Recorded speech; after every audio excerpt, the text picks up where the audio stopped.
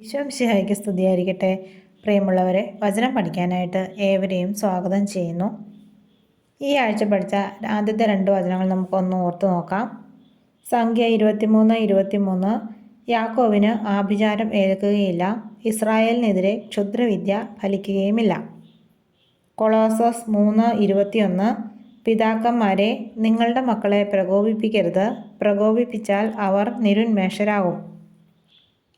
ഇനി ഇന്നത്തെ വചനം പഠിക്കാം. സങ്കീർത്തനം 57:2 അത്യുന്നതനായ ദൈവത്തെ ഞാൻ വിളിച്ചപേക്ഷിക്കുന്നു, എനിക്ക് വേണ്ടി എല്ലാം ചെയ്തു തരുന്ന ദൈവത്തെ തന്നെ.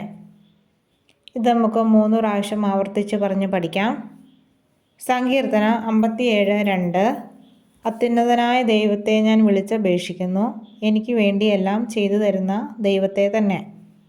സങ്കീർത്തനം 57:2 അത്യുന്നതനായ ദൈവത്തെ ഞാൻ വിളിച്ചപേക്ഷിക്കുന്നു, എനിക്ക് വേണ്ടി എല്ലാം ചെയ്തു തരുന്ന ദൈവത്തെ തന്നെ.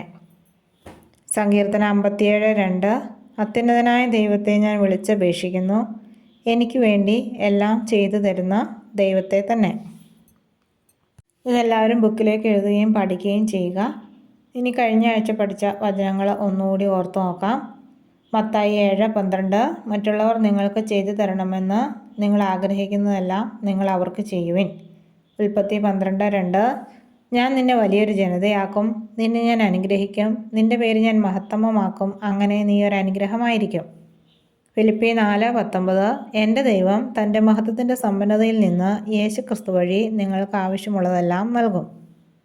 സങ്കീർത്തനം 3:5 ഞാൻ ശാന്തമായി കിടന്നുറങ്ങുന്നു, ഉണർന്നെഴുന്നേൽക്കുന്നു, എന്തെന്നാൽ ഞാൻ കർത്താവിൻ്റെ കരങ്ങളിലാണ്. 2 ദിനവൃത്താന്തം 7:15 ഇവിടെ നിന്ന് ഉയരുന്ന പ്രാർത്ഥനകൾക്ക് നേരെ എൻ്റെ കണ്ണും കാതും ജാഗരൂകമായിരിക്കും. ഏശയ്യാ 65:24 വിളിക്കും മുമ്പേ ഞാൻ അവർക്ക് ഉത്തരമരുളും, പ്രാർത്ഥിച്ചു തീരും മുമ്പേ ഞാനത് കേൾക്കും. ഇനി അതിനു മുമ്പ് പഠിച്ച ഒരു 6 വചനങ്ങൾ ഞാൻ സ്ക്രീനിൽ കാണിക്കാം. അത് ഓർത്തെടുക്കാൻ പറ്റുന്നുണ്ടോ എന്ന് നോക്കുക. പുറപ്പാട് 33:14 സുഭാഷിതങ്ങൾ 1:8 മാർക്കോസ് 11:24 സങ്കീർത്തനം 103:2 മത്തായി 5:44 റോമ 9:16. മറ്റൊരു വചനവുമായിട്ട് നാളെ കാണാം. ദൈവം എല്ലാവരെയും അനുഗ്രഹിക്കട്ടെ.